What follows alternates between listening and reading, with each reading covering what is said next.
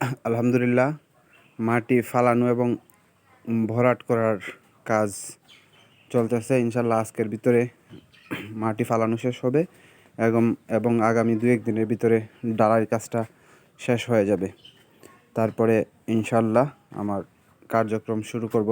আপনারা দেখতে পাচ্ছেন যে মাটি প্রায় ফালানো শেষ হয়ে গেছে এবং এই দিকের প্লাস্টার বাকি আছে, এই দিকের প্লাস্টারটা বাকি আছে।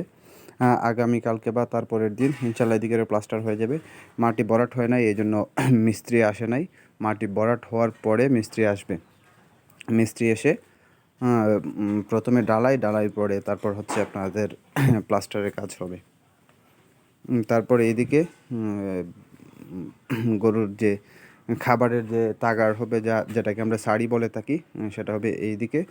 বিস্তারিত আপনাদেরকে কত টাকা খরচ হয়েছে এবং কতটুক একটা গরুর জন্য কতটুক জায়গা আছে, বিস্তারিত পরবর্তীতে একদম কমপ্লিট হওয়ার পরে আপনাদের সামনে ভিডিও নিয়ে হাজির হব।